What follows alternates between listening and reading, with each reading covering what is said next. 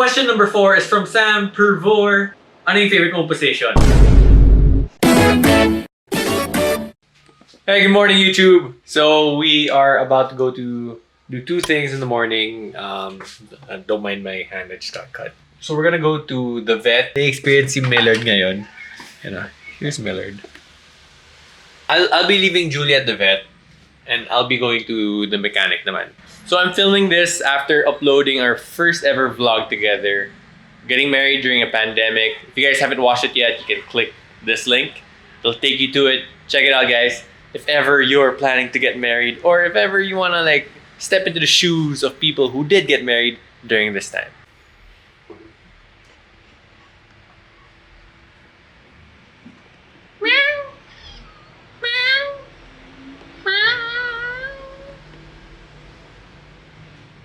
That's Glover. Glover's actually our biggest, heaviest, strongest, most athletic of the 5. Sorry, third siya out of the 5. We were walking along Saviorville and we found just like a 1-week-old kitten, and that was a Glover. We took him home. All right, so this is our little backpack for Millard. Okay siya. At least, like she has air. Tapos may mga zipper dito so you can give her stuff inside.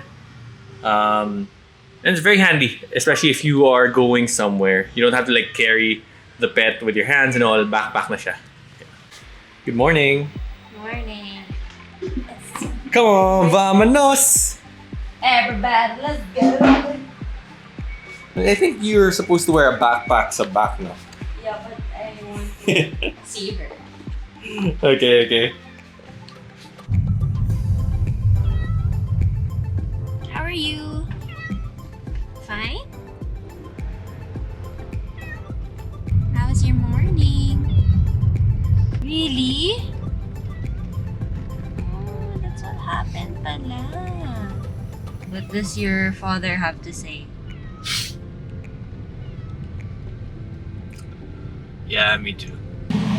Alright, so as for me, I'm having the car fixed.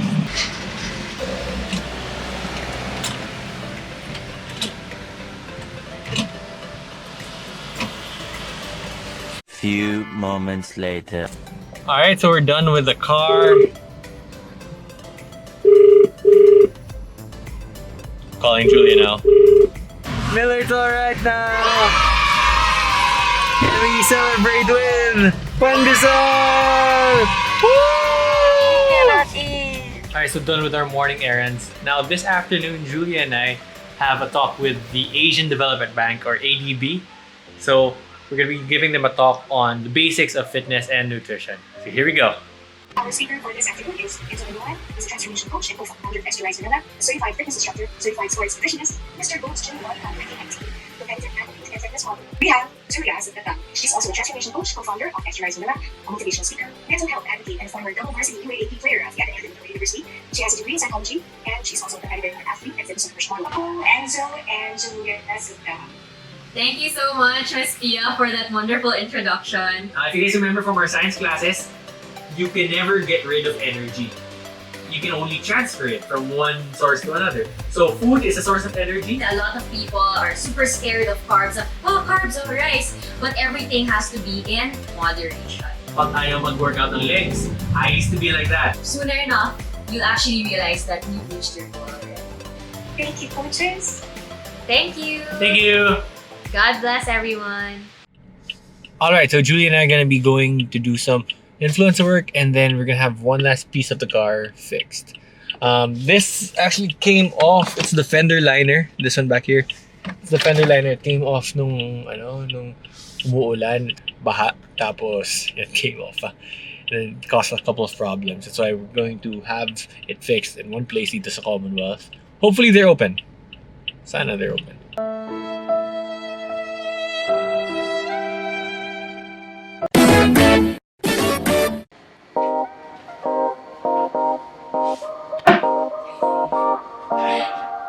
I don't want to focus anymore. Okay guys, so for today, you'll get to know a bit more about us. Pero you may be wondering, sino nagtanong? Well, may mga kaibigan kami who asked questions we put on our Instagram stories. We ask people to ask us questions. Tapos, we're gonna be answering them today. Alright? Question number 1 comes from Juan Yara. Saan kayo nagkakilala? So how did we meet? I was invited by a friend to model for a fun run which is in UP. So taga-Ateneo ako, pero sa UP yung fun run na to. And it was only on that day that I was told na meron akong partner. May kasama ako sa photo shoot. So sige, game lang. And they also said, kasama ko si Enzo Bonoan. And the thing is, I actually have a friend named Enzo Bonoan who played for the football team of Ateneo. So I was like, yeah, I know Enzo. But then, on the day itself, he came out of the car. And I was like, that's not Enzo Bonoan. Surprise. Ayun, late pa siyang dumating, diba? So, so when he came out, I was like, okay, this is not the Enzo Bonoan that I know. And since I was actually dating at that time, medyo reserved talaga ako. Hindi nga kami nag-high five or what. We had a picture na nag-high five pero hanggang ganito lang. Parang the Holy Spirit was in the middle, was in the center. Pero ako naman, on my side, I went to this photo shoot because I was invited by one of the organizers whom I met on Tinder. So, literally, we had two different expectations nung pagpunta namin doon. So, there were no feelings there. Malamang, for sure. Oh, definitely it was not love at first sight. Baka second sight. Second sight, oo. When he invited me to ride with him going back to Ateneo, game naman ako, syempre, sino hindi sa free ride. And, you know, Makumit dapat siya, pero may dala akong sasakyan. So, I offered to give her a ride. So, I brought her back to Ateneo, kung saan siya nakapark. We had a very platonic conversation going back on the ride. and here's the thing. Natapod pa yung kanyang inumin sa car. Actually, I had things that I was really looking for in a steady relationship. And one of them was actually having a relationship with the Lord. So, nagulat lang ako nung nag-goodbye siya sa akin, sabi sa akin, God bless. Sabi sa akin, God bless. Just that little gesture made me a little more attracted to her. Thank you for that one. Now, question number 2 naman, actually dalawang nagtanong nito. My older sister Sabrine and Johan Martinez, our friend. So, ang tinanong nila, how many kids do you plan to have? Since Enzo came from a family of 3 siblings, and I came from a family with 3 siblings, I guess 3 is the estimated number of kids we want to have. But hopefully, I want to actually have twins or triplets, if God willing, and perhaps an adopted child. It's always been my dream to adopt. Question number 4 is from Sam Purvor. Ano yung favorite mong position? Ako gusto ko nakahiga ako. Ako din. Okay, next. So this question is from Yanni Mayo. Who farts the loudest? Oh no! So another question from Yanni Mayo. Who says sorry first? He says sorry.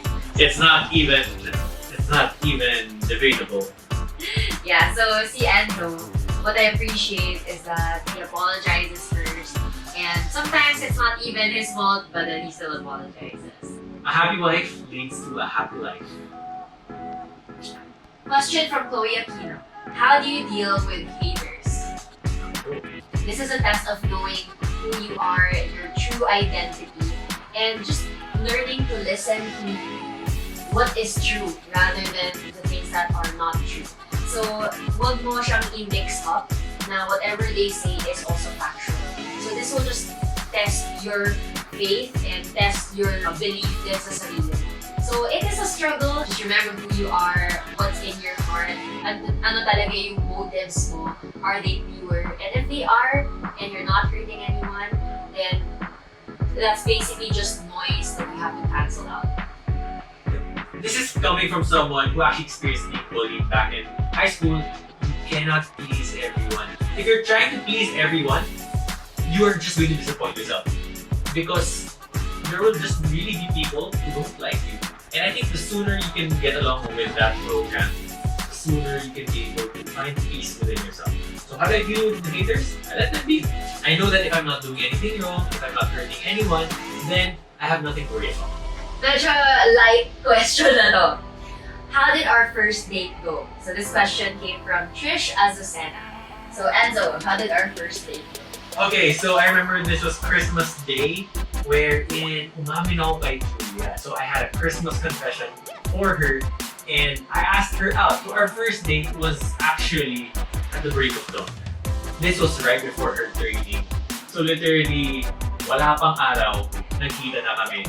So this actually was the start, and then it led on to a couple more dates. Our first few days were really adventures, and I would have to say they were very memorable. And I was documenting it with my new GoPro at the time. I was so excited to use it. But after I had a very momentous event in my life that I wanted to document. So I documented our first few dates. Medyo nakakapanibago na you're meeting someone at the break of dawn. And we actually met up in Jesu, which is a church in Ateneo, at the center of Ateneo, and that's where we watched the sunrise. And it was so nice. That's when we both knew that we have that fascination for sceneries and nature. Na mga simpleng bagay na gano'n is something that we can already bond over. Now, last question. Siguro we can do more Q&As in the future. But for now, let's end with this one. Actually, I like this question. This is from Lucille Palestroque. If you both have 3 wishes each, what would you wish for? Ladies first. Napaka Miss Universe question naman yan. World peace ba? The Aladdin genie rules apply. So example, you can wish for more wishes, you can get anyone back from the dead, Okay. you can make anyone fall in love. So from the 3 wishes, the first one would be wishing that everyone finds that quiet satisfaction or contentment in their heart and their mind. Diba? Parang not necessarily comparing themselves to other people, and in this time of chaos, diba, that they find peace in their hearts. The second would be that everybody would learn to love and respect each other, and this is something na kasi yung lack of respect and lack of love is what really causes yung mga quarrels, and that's something I wish din for me and Enzo.